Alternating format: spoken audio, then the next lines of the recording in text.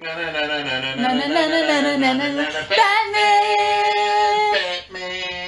Batman! Boo! We can't do that anymore because she is going to jump down and bite us. Okay, hey guys, this is the officially unofficial Geek Channel. What's happening Wednesday? We're back. We're here, we're back, and we have got... The Batman. The Batman. The Batman. The Batman. Robert Pattinson Batman. Our Pats, yo. What's up? Just in case you happen to hear this, Robert Pattinson, we believe that you need to chill on that stunt driving. I believe that you are now the best Batman, so you keep it up, buddy. Okay, so guess what, guys? We're going to talk about... First off, I'm going to introduce myself. I'm Carrie Quinn. You know me. I'm always here with me today. Joseph Williams, Biz. Bizarro Fett. Bizarro Fett. Follow him on Twitter, Fett Bizarro. Yes. Because Bizarro Fett, I think, was taken. You know, it was taken by me, but I forgot my password, so I had to change it. And you forgot the email that you signed up with? Yep. So you just kind of did a switcheroo? Yep. So it's like a mirror universe? Yep, if you go look at Bizarro Fett, it's me. Dude, Retro Joe. So guys, you know, we're not going to talk about the elephant in the room, which is the fact that a Kenobi trailer dropped today. My God, I'm so excited. We spent all day. I work my day job, and we spent like all morning being like, okay, it's going to drop today. Just a matter of when. I didn't think it was going to drop today. She did. I predicted, based on past precedent of other entertainment fandoms I've been a part of, that it would drop today. But we're not going to talk about Kenobi. No.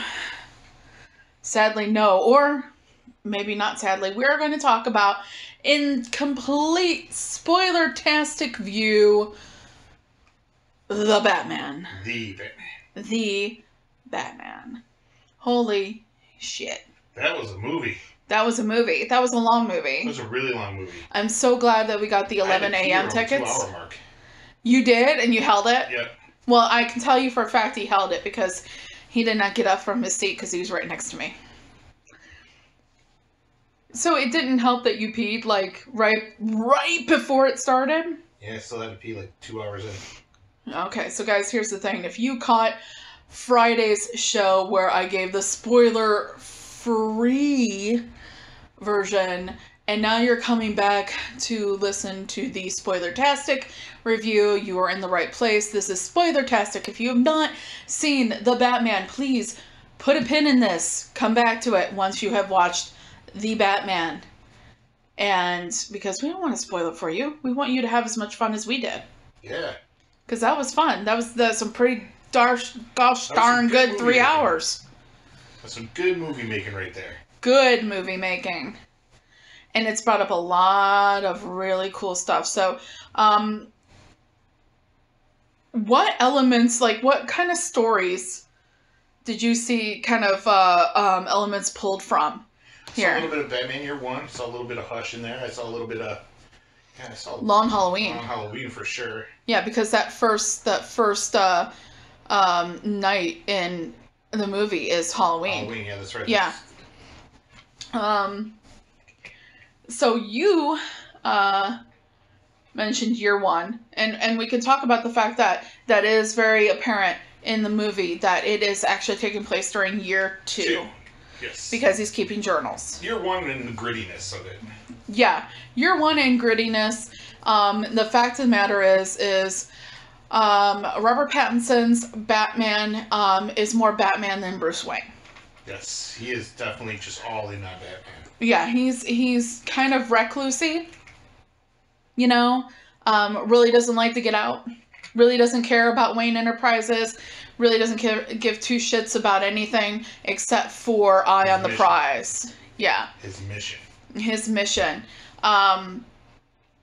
Which is the whole point of the movie, I think.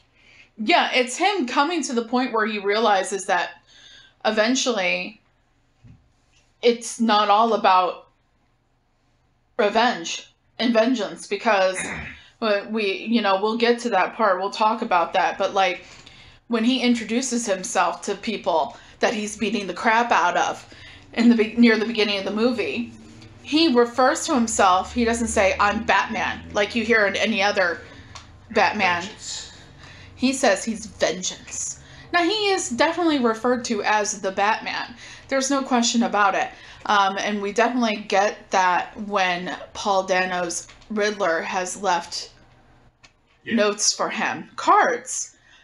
Lovely greeting cards for the Batman at each of his killings, his murders. I like the greeting cards aspect. Yeah, that was really cool. That was lovely and personable, and it was. Come to think of it, it was probably definitely an indication of Riddler's mindset in the whole situation. Like, because you get to the point where Riddler is like face to face with Batman, and he's like, "I did this for us," you know. And we're the same, you and I. And that's probably about the time where Bruce Batman is like, are you out of your mind? No, we're not the same. But wait. Maybe I've been going about this the whole wrong way. Yeah. So let's talk about kind of like what I did in my spoiler-free version, which was very difficult to do. By the way, if you caught the spoiler-free version, it was difficult to not give shit away in that first show. You don't even know. I'm going to tell you right now, it was difficult because I was excited as hell. Really had to reel it in there. So I kind of went through like different aspects, like different characters and different reactions to the characters. But one of the things we definitely get to do and go into, because we are spoilertastic this evening, is the plot. But one of the things I want to talk about first is a couple different aspects, items of the movie. So I want your reaction on something, because it's been burning in me and I've been wanting to talk about it, but I've been wanting to save it for the show. The city. City was a definite character. Yeah. The city was a character. And it was different. It was different than what we had seen before. It seemed like there were aspects of the cityscape and the landscape of the city that looked like, it literally looked like they had gone to, I don't know how true this is my reaction to it. Literally looked like they had gone to different big cities in the United States and filmed an aspect. Mm-hmm. As background or as actual, scenery. Like, it definitely looked like we had Brooklyn Bridge. Yeah. It definitely looked like some of the skyscrapers looked like Chicago. Yeah, for sure. And then, some skyline looked like Los Angeles. So it could have been any of these cities. It is a city in the United States, the way a city in the United States would look. Complete with grime and garbage. Mm-hmm. You definitely had a lot of the Halloween night scenes definitely look like Times Square. Yeah. Okay. That first shot looked like Times Square. Yeah. But the difference between the scenery and in this movie, and the Batman, versus any other Gotham city that we've had before. Like, I think when a lot of people, I think this is true, that a lot of people, when you ask them who's your favorite Batman, they go immediately to the Tim Burton 1989 Batman with Michael Keaton. People actually go with, what's his name? Nolan's Batman. Do you think more people go with Nolan's Batman or For sure. That's sad. I don't like that. Why? Like what you like. Like what you like, I guess. Okay, Not fine. my favorite Batman, but you know what? You can It's definitely not my favorite. Definitely not. But I think, you know what? Here's what I'll say. I think people our age say 89. But younger people probably say Nolan. And I've seen it both ways. I've seen a lot of people like Nolan's Batman. A lot of people. Like, I'll give him that. Okay. But the difference between, like, for me to compare, I'm going to use 89 and now, okay? So 89 Batman, it all looked very cartoonish. Mm-hmm. Like, in the fact that it was all, like, very big and gargoyles and cartoonish, and while here you get, that was all gothic and stuff, like, in its own way, but here you get gothic gritty. Like, everything is dark and gross and real. It's like if you had Batman. Really. Yeah. Yeah.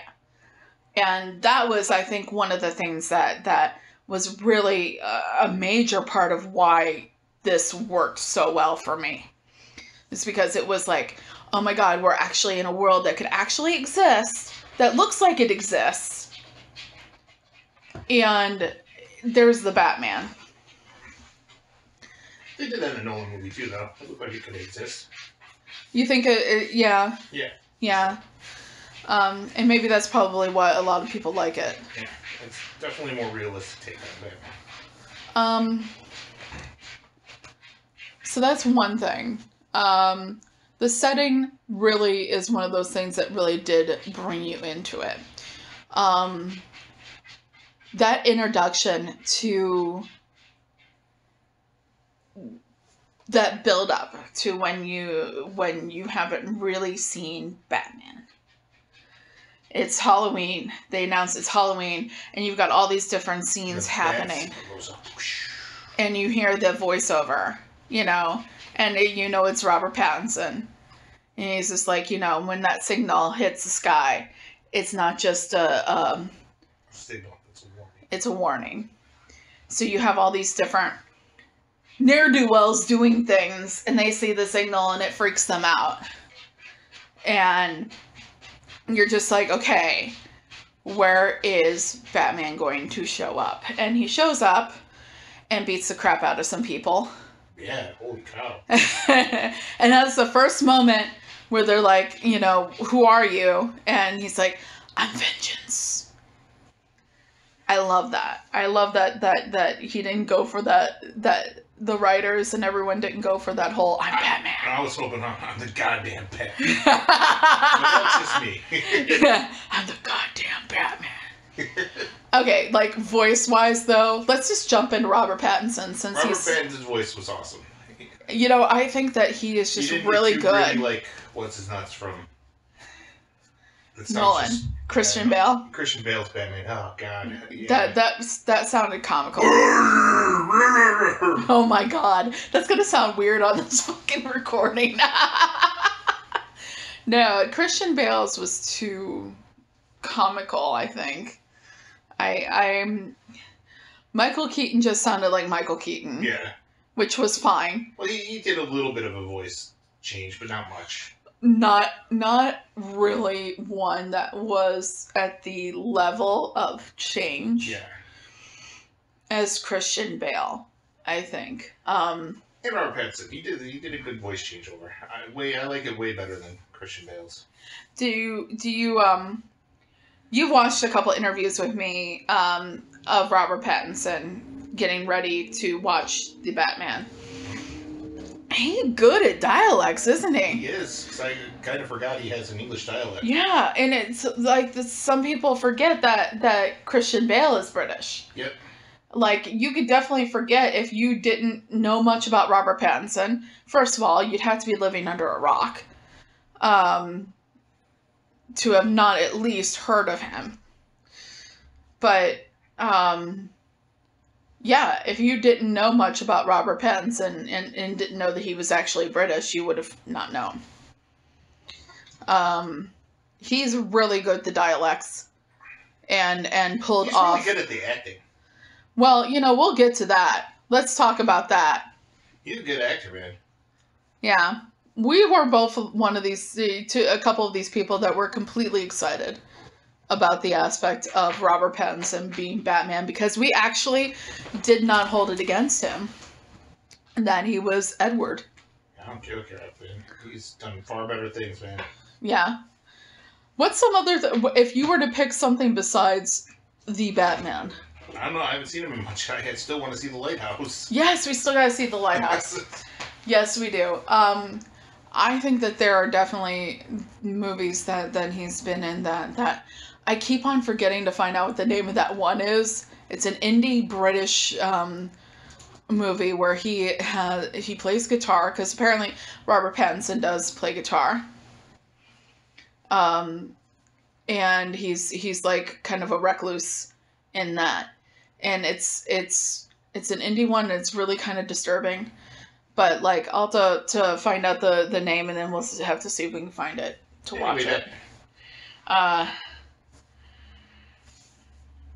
What do you think is the chances that we're gonna see him play Batman again? I think about 100%, man, with how good this movie's doing. Yeah, this is one of those classic moments where you get the Batman, then the Batman 2, and then Batman Faster and Furiouser, which won't be Robert Pattinson anymore, just be somebody else at that point. Yeah. At that point, Nightwing takes over. Yeah. Even though we have no Robin. God, I want to see that. I want to see a little kid Robin. So bad. Well, because I think that it was you that brought up the point to me, and then, I'm running with it. This is a Batman that doesn't have Dick Grayson. Yeah, he doesn't have him yet. He doesn't have his Bat family yet. His Bat family is what fucking keeps Batman grounded, man. Well, it also keeps him from being too hermit-ish. Mm-hmm. You know? That's what I mean by grounded. More along the human lines. Yeah. So, like, that would be nice to see if we got something kind of like a Dark Victory type of storyline next. Building it up. Yeah. But, the thing is one of the stories that I've pointed people to in the last few days has been that recent Jeff Lemire Robin and Batman. Oh God, is that good? That 3-issue series. Good stuff. Yeah, where you get the early days of Dick Grayson as Robin. It's retelling, obviously. Now art too. Yeah, the watercolor art, that was absolutely beautiful, and I don't have the guy's name in front of me right now, so I apologize that I do not remember his name. But the art in Robin and Batman, that 3-issue series, was absolutely just breathtaking.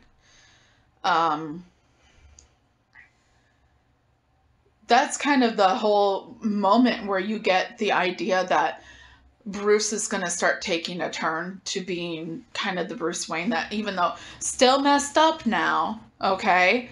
Bruce Wayne, even now, is still messed up years later. But, like, when he starts taking the turn and he becomes more Bruce Wayne rather than Batman. Which is definitely not what you have here. You have complete recluse, does not care about Wayne Industries, does not care about anything besides eye on the prize. And really is not all that seemingly appreciative of Alfred. No, not at all. Which brings us to Andy Serkis. Played an awesome Alfred. Who played an awesome Alfred. When you have the Batman, whole premise of the Batman, where it is going to center around, and does center around completely more into the detective side of things.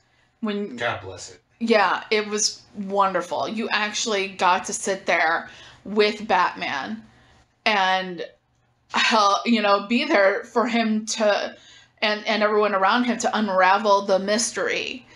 And that was actually something that we haven't seen much of in this quantity and quality before on screen. Now, Andy Serkis as Alfred Pennyworth. was not expecting it to be as good as it was. I thought it was going to seem so goddamn out of place. I thought from the beginning when he was cast. And he was cast, I mentioned this in my Friday show, he was cast around the same time. The reports were of his casting came out around the same time. Sometimes in the same article as Colin Farrell. Yeah. As Oz Cobblepot. I thought really that the article I'd read had gotten it wrong. That Andy Serkis was going to be the Penguin, and somehow Colin Farrell was going to be a younger Alfred. But no, it was actually the other way around, and I was surprised with, but you know, when I really loved when first off Andy Serkis was like, here, let me have this, and Alfred started solving. Yeah, using ciphers and stuff to solve. Yeah, and it gives you something that has not been seen in the movies yet. The idea that in the movies, in the movie universe, the idea that Alfred was also, would you call him a spy? I don't know. He was in the service. I don't know. The phrase that he uses in the movie is he was in the service. But Alfred starts, being like, here, let me try. And starts solving some of this stuff with Bruce, like alongside of him. Because I think Alfred just shows in the movie, the way it was played, Alfred really just wants to be a father figure to Bruce. And he's trying the best he can to be the father figure. The family the family he has left, which Bruce is not really all that into. Yeah. Like there's definitely a Alfred, you're not my father line. Yeah, that exact line. Yeah, you're not my father. Wow. Like, can we smack you upside the head, Bruce? Like, don't you talk to Alfred that way. But Alfred, definitely, it was one of those moments that I don't think was shown before, that Alfred is way more than just the butler to Bruce. Especially in the moment where you have later on where Alfred is basically like, no, you got all this shit about your family, about the Falcones and all that wrong. So let's talk about the other surprising casting, since we just talked about the Falcones. The man attached to the Falcones in this movie is Oswald Cobblepot. Man, did he do a good job. Did not look one bit in voice, mannerism, or anything like Colin Farrell. Forgot it was Colin Farrell. You forgot it was Colin Farrell. The makeup, his accent. I forgot he was. I legit forgot Colin Farrell was Irish until I just saw an interview yesterday of him, being complimented and answering questions, and he's just like, thanks, I feel really great about it, everything, and he's just right there doing it. It does not seem... And apparently he's going to be reprising his role for a TV series. Yeah, we just heard about that. Colin Farrell, man. What a guy. He's a good actor, too. That first moment where he's like, hold it, sweetheart. Yes. Like, oh, holy shit.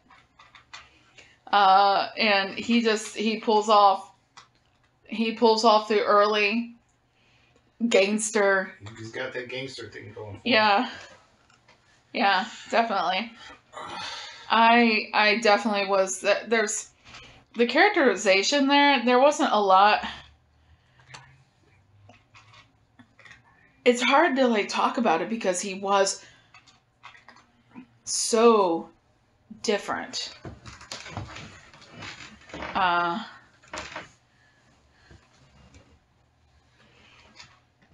But I did really enjoy what we had there with him.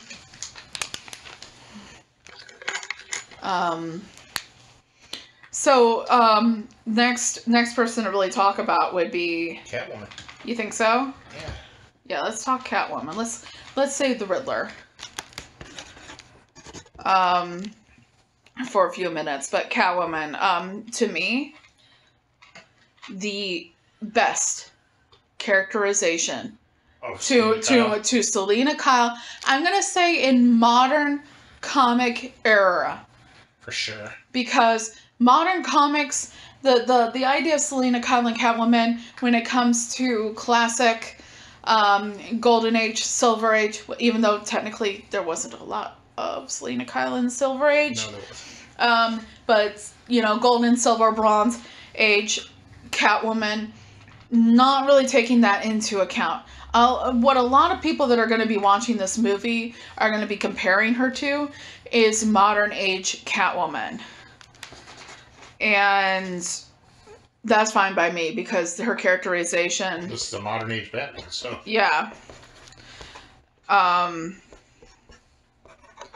So, what do you think about, like, the outrage that's out there about her race? Oh, of course that's a thing. Yeah, of course that's a thing.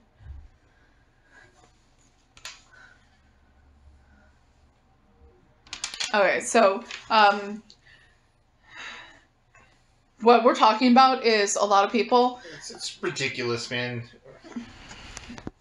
It's ridiculous. It really is. Screw the people that are race baiting that shit. Oh, she's black. Fuck you. Yeah, well, the same thing. They were talking about her. They were talking about Gordon. You know, if you... The race doesn't matter.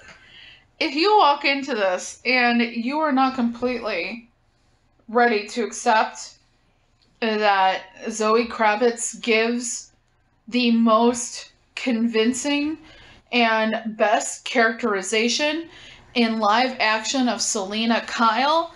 Period. If you're not ready to accept that because she is black... You're a racist. 1, you're a racist. And 2, you just missed the fuck out. Point blank. Explanation point.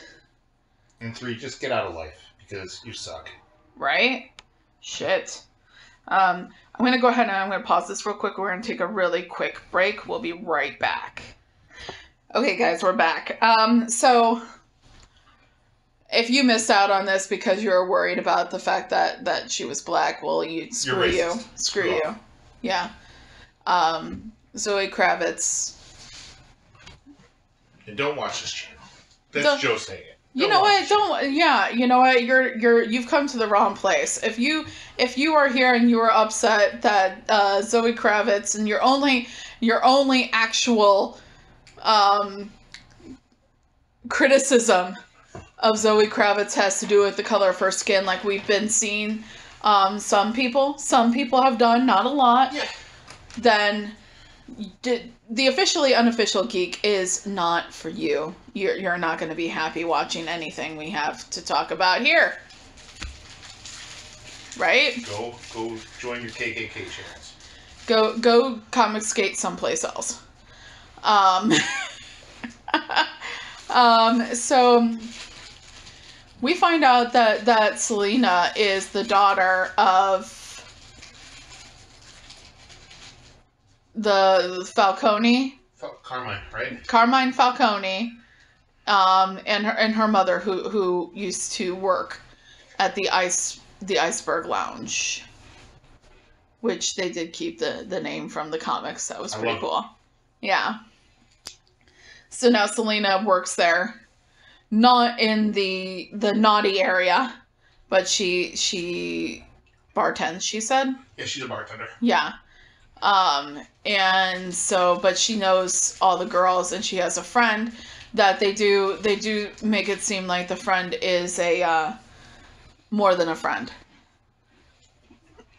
So basically it's her girlfriend.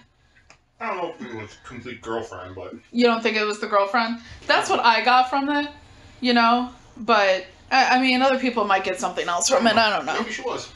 Maybe. I didn't even think of that. So, while she's out trying to get information about what's going on with everything having to do with Paul Dano and the Riddler, her lady friend, whether it's her girlfriend or just her friend, gets kidnapped. And then she decides that she, after getting followed by Batman, wants to work with him to try to figure out what happened.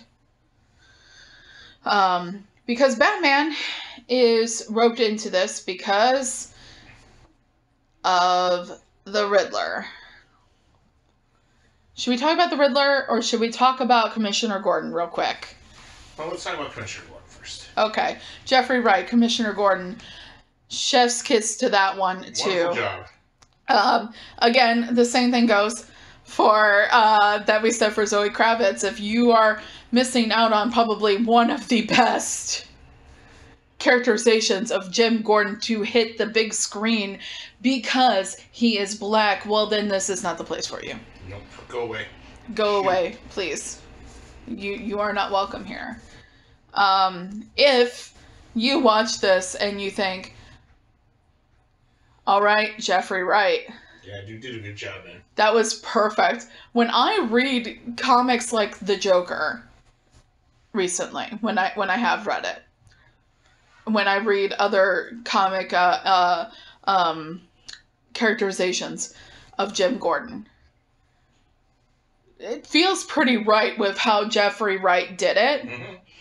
Mm-hmm. In that, yes, Jim Gordon does take everything very seriously, but Jim Gordon is not serious to the point where he takes everything and it just, can't find any kind of breathing room. And what I like about Jeffrey Wright and his portrayal of Jim Gordon in relation also to the relationship between Jim Gordon and the Batman that exists even here in year 2 is really, it gives it that room to exist. And exist in a good way. Where one of my favorite scenes was when Batman has been knocked out and he's in the middle of that interrogation room. And Jim's like, I gotta handle this. You gotta let me handle this. Right? And they're like, give him the room. Give him the room. So the room, he's alone in the room. Everyone's watching from the hallway. And he gets in there like he's really giving it to the Batman. And he's like, we have got to get you out of here. We have got to figure out some way to get you out of here. And so they fake a fight. Batman claims to have thrown his punch, but right in the face. But punches him right in the face. He claims later on that he held back. If he did hold back. He would have busted his freaking nose and stuff if he did. Yeah.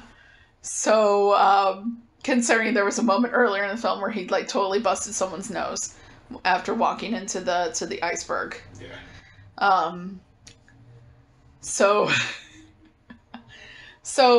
Yeah, the relationship and chemistry between Jim Gordon and Batman, kind of to me in the whole buddy cop kind of aspect, the serious kind of buddy cop aspect, is right up there with the kind of chemistry that we have between Zoe Kravitz, Catwoman, and Batman. Yeah. Who, by the way, nice little tidbit, if you watch the movie, notice how she never refers to herself as Catwoman. No, not at all. She refers to herself as the Cat, which is a callback to Batman #1, 1940, where she is not called Catwoman yet. She is the Cat. Okay, so a little bit of tidbit information history there for you. She never once in the movie refers to herself as Catwoman, which means this is the first time that she's really gotten involved in an investigation like this. And it's probably not the first time she's ever snuck in places. No. Because she's definitely got that down pat, coming down from the ceiling and rappelling off sides of the buildings. She's definitely done that. She's definitely an experienced cat burglar. Yeah, but she doesn't refer to herself as the Catwoman. She refers to herself as, or a Catwoman, she refers to herself as the cat. Because she makes a comment about the cat and the bat. Yeah. What they could do together. Okay, so the time has come. We talked about Commissioner Gordon. We talked about Oswald. We talked about Selena. We talked about Alfred. We talked about the Batman. We gotta really talk about Paul Dano. Dude. As the Riddler. I didn't think I was gonna like it that much, man. Holy moly, dude. This guy rocked the freaking role. Yeah. Yeah, he was really good. I'm not a fan of what he wore, but you're not a fan of the costuming. Yeah, for you, the costuming isn't going to win any awards, but the acting.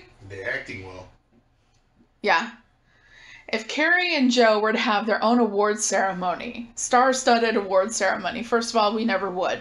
Secondly, if we were to, Paul Dano would be probably nominated for some shit. Yeah.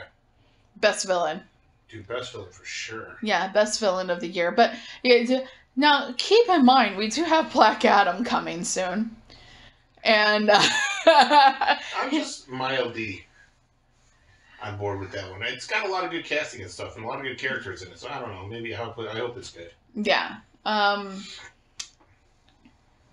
But we have the Riddler here, which I'm sure would be nominated for some best villain award, because we can definitely say we'd at least nominate him. He is psychotic, and in a way that any aspect of the silliness is in a way like if you find yourself laughing at him, you question your sanity. Yeah. Like,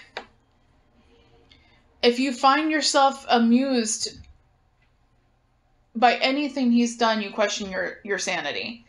And you should. But, talk to your doctor about that, because this guy he has a purpose. Yeah.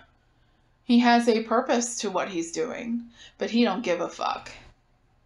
Except for anything within his believed purpose. And he's like Batman. He's got a mission. He's got a mission.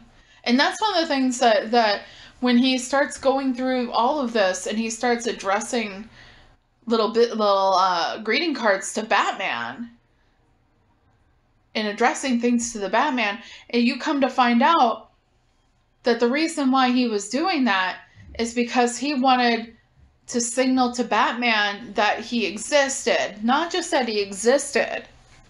But they're compatriots. That they are brothers in blood. Yes. That they both are the same. But the Riddler was willing to kill people. He took it one step further. And that's pretty much when things start kind of unraveling for the way Bruce has been operating at that point. Once they catch the Riddler and he gets that moment to talk to the Riddler, because the Riddler wants to talk to him, and the Riddler's like, hey man, I did this for us. We're the same. And it's just, it enrages Batman. It does. And because it's one of those moments where it's like, he's not ready to look at himself, the Batman. He's not ready to look at himself at that moment. And take a good hard look at what he's doing. He's not ready. Because throughout the movie, you had like subtle hints of people trying to be like, come on, what's the deal? You've got Selena, like, who are you under that mask? You know, calm the fuck down. You've got Alfred, calm the fuck down. If you keep on going like this, it won't be long until everything is gone and you're dead. You know, so he's got all these people warning him to slow down. Because it's not going to, eventually you're going to get to the point where it's not going to work anymore. And then all of a sudden he gets faced with somebody like the baddest of the bad. Telling him, I did this for us. We're the same. And what is it that he did? Well, he murdered a bunch of people, right? Rich people, though. Not just rich people. Well, that was his point. Well, no, his point was not murdering rich people. His point was murdering people that are corrupt. Oh, corrupt, that's right. The corrupt people of Gotham. Yeah. He was going after everybody that was corrupt. And he had some kind of insider knowledge, which means that there was something that happened to him. They don't really get too far into it. That's one thing that I wish I could change. Looking back, that they had gotten a little bit more information about why specifically he was doing what he was doing. Because we sit there and we know exactly why Batman is doing what he's doing. Yeah. No question. Don't think I need to explain that. But the reason all of a sudden this one person is sitting there deciding he's going to clean up the streets of Gotham? Why? Because we can recognize, any of us could recognize corruption anywhere we look. I mean, we're in the middle of, you know, the war in Ukraine, you know. Corruption all over the fucking place with that. You know, we can look at corruption, you know, anywhere. But what is the thing that happened to we can look at it anywhere and not do anything besides go into a voting booth and try to vote. But what is the thing that makes the Riddler decide he's going to take this action, where he's going to be all calculated and he's got fans? Yeah, man. I like that aspect of it, that he had like a social media page for what he was doing. Yeah, that's probably another reason why a lot of people on the right are not going to like it, because it's kind of an indictment of the far right, like the Proud Boys, and how they used social media supposedly to organize their events, so to speak. But it's a commentary. It definitely is on the power of social media, mm-hmm. which is something that we've also been seeing in the comics with in the Joker, where you had the secondary series of Punchline, where you have people that are saying they're defending Punchline because they think that they know her because she had the podcast and she had social media and all that jazz. But that was one thing. That was one minor thing that I would have liked to have seen, is a little bit more information as to why the Riddler, what triggered him. I don't think that was actually needed to see why he was triggered. Well, I think the thing is we know how it exists for the antithesis, which is Batman. Yeah. That's just a little bit more of a clue would have been good, I think. It wouldn't have taken away from the story. It would have only added to it.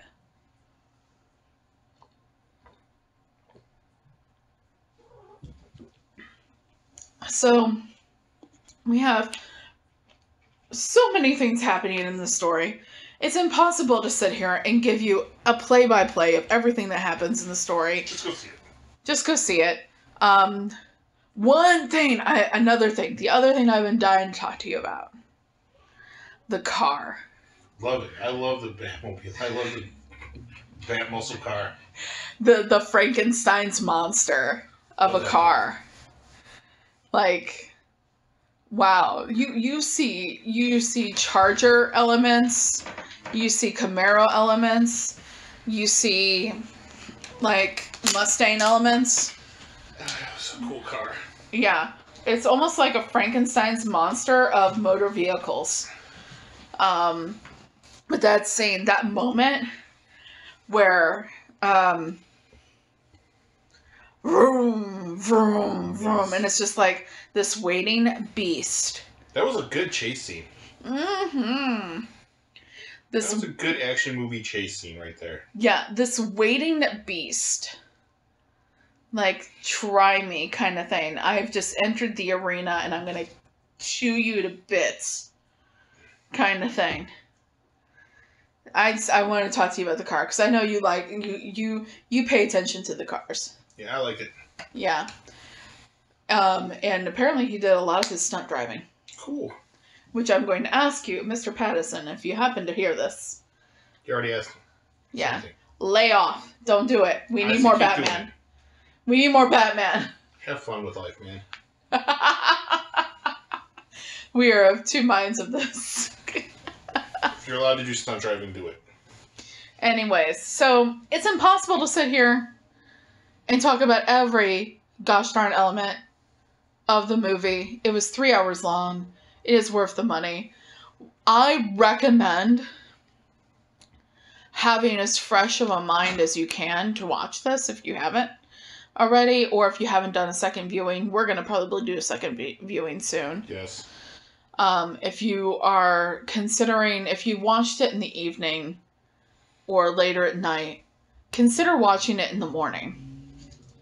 Because you are practically, morning, early afternoon, because you're practically fresh eyes. Fresh mind, fresh eyes practically. You probably just had your coffee if you're a coffee drinker. And you're ready to go. I would recommend that. Because it is so long. And you get to a point, maybe, I think, when at the end of the day and in the evening, you start to shut down. And you're just like, okay, it's almost bedtime. Not everybody's a morning person. There's a lot of night people. I'm mostly saying this. You're the freshest. How about that? I mostly, yeah. You know what? That's exactly, yeah. Because I'm mostly just saying that if you tried it one way and you found yourself, not really working out, try it. Take the time and try it, like you said, when you're the freshest. For me, it's the morning. And, probably about mid-morning, which is when we saw it. Yeah, 11 a.m., that first showing at that movie theater that day. Yeah, that's when we went. And, so, that ending. When Batman finally realizes himself and starts helping the people. Yeah. I loved it. Yeah. That was like a moment when the guy was like, when they were like, who are you, man? And it's the one of the Riddlers, the multiple Riddlers that happens. And he's like, I'm vengeance. And it was that moment where it clicked. There was a light bulb. You didn't see it on the film, but you could kind of see it. The light bulb goes off over his head, and he's like, no, can't have this. Yeah. And he goes and he jumps down into no man's land, which is another one they kind of pulled from. Yeah, it looks like they could do that for a sequel. Two. Yeah. For the sequel. For the sequel. Star Wars on my mind. Yeah. For episode 2. Attack of the Batmans. Attack of the Batmans. Attack of the Riddlers. No, he jumps down and there's people, that are kind of hanging on to stuff, and it's like there's water everywhere because the bombs that go off. All I'm saying is that the Riddler has got the highest body count of any Batman villain in the movie yet. How many people died during the floods? Because holy crap, dude, he really fucked the city up, man. He really fucked the city up. He really did. He really, really, really fucked the city up. It's really hard to talk about this because, like I said, it's 3 hours. There's so much shit that happens. All of a sudden, we're talking about bombs now, and you're like, what the fuck? Dude, yeah, he bombed the freaking, the seawalls. Holy cow. Yeah. Because he wanted There's to just kill. so He much- wanted to kill the new mayor. Yeah. Which seemed the new mayor, for all intents and purposes, seemed all right. Yeah. You She's know. probably crooked though. It's Gotham. I mean, Well, yeah. face If it. she's not crooked yet, she's gonna become crooked. Yeah. Or she's gonna have crooked people working for her. That's gonna make her seem crooked because of the people working for her. Speaking of the sequels, what do we want to see in the sequels? Harvey Dent for sure. Harvey Dent, yes. Well, but the thing is the Not as very good. end. The very end, we teased something. Oh, we do. We were teased. Yeah. What were we teased? We were teased with the Joker. I know. Played by some guy from the Eternals, the Eternals guy. The Barry Conan? I don't know his name. Yeah, I'll look it up. I'm bad with names. Yeah, me too.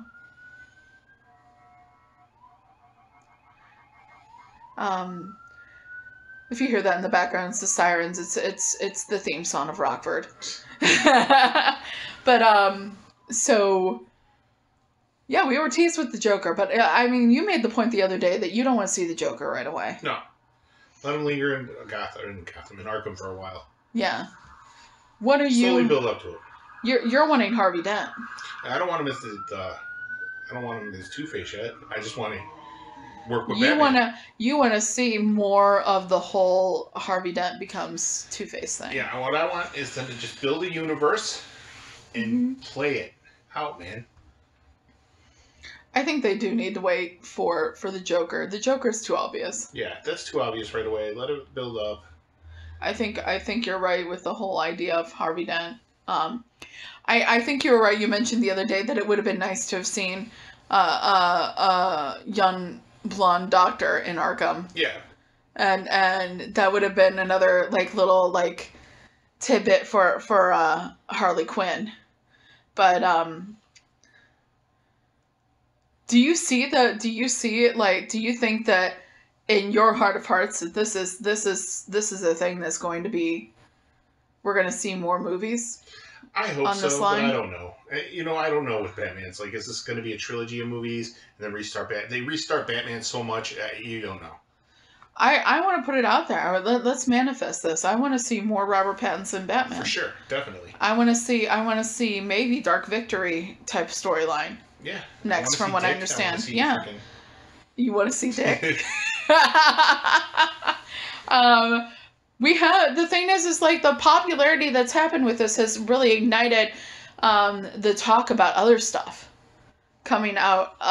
We've got the Penguin. Yeah, get his own show. And there's that GCPD show, but they changed the name of it now. Yeah. What did they change it to? I forget now.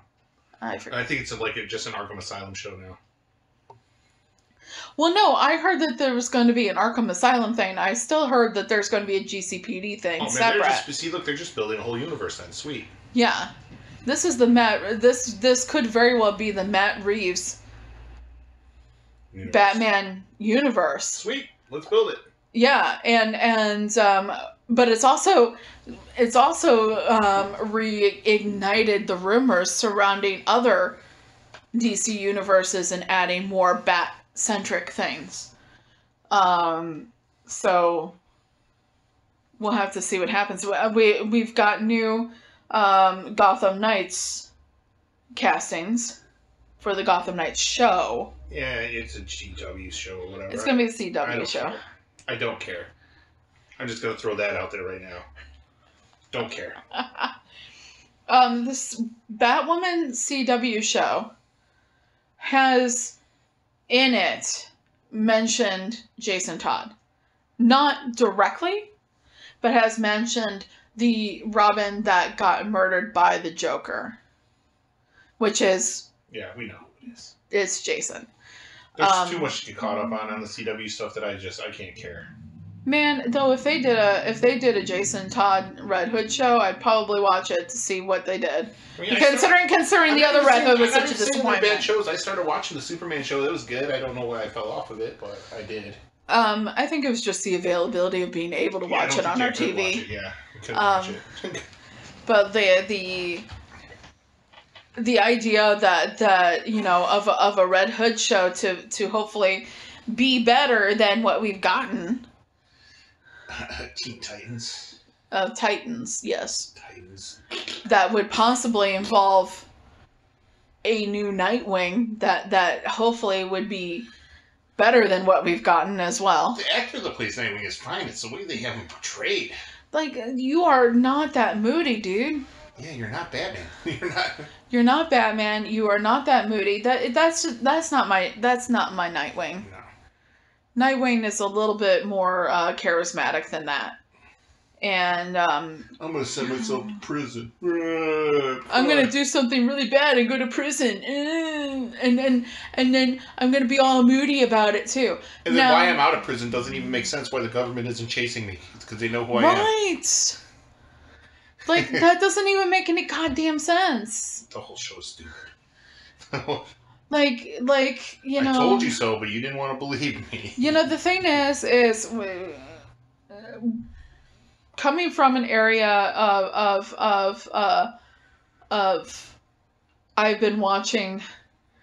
I watched that, and then I've been reading a lot more of past Batman, Bat Family stuff, and to see that we have Under the Red Hood, and we have Under the Red Hood cartoon that was written by the same guy that wrote Under the Red Hood. Okay? Which is actually pretty gosh darn good, which is also, Red Hood was voiced by the man that everyone's saying is going to be playing Red Hood.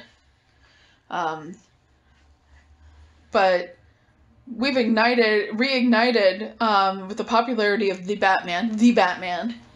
It's reignited all these rumors because I'm down with it. I would give anything at least a shot. I mean, I gave Peacemaker a shot, and let's see where we went with that. And that's just the best comic book show ever. Yeah. That's just. That's I'm standing by what I just said too. I'll stand by it until they give me something better, but it's gonna be a long road to hoe on that one. So that was pretty goddamn good. But anyways, guys, check out the Batman if you have not already. Check it out. Check it out. I know we're gonna probably see it again. But you know what? I'm not gonna keep you guys any longer. This is check out my other stuff on the channel. Next week. And what do you have coming up, Carrie? What do I have coming up? Okay, cool. So I'm working on my website, guys, still. So hopefully that's going to be done. I'm going to do some more work on that this week and get that up by the end of the week. Hopefully by the end of Sunday. I'm going to be the Flashback Friday and Collected Edition Tuesdays is going to return next week. We're going to do this as an every other week thing because on my website I'm going to be hosting a blog. So any week that I do not have Collected Edition Tuesdays or Flashback Fridays, there's going to be blog articles that I've written and researched on my website. You know what else is available now? Is it merch? It's merch, guys. Okay, so there's going to be a link down in the description where you can pick up merch. I made it. Any of the proceeds that I earn from the sale of the merch goes towards improving the channel and other related aspects of the channel. Which means you buy enough shirts, I'll buy more books. Or watch more movies. Or, and of course, I'll talk to you guys about it. That's how that works. Buy new equipment that needs. Buy new equipment, better cameras, better stuff. A computer chair. So I can be comfortable while talking to you guys on camera. All these things go towards improving the channel directly. Improving everything you see me put out every week. And of course, as always, this is what's happening Wednesday. We get down and dirty about stuff on Wednesdays. Usually Spoilertastic.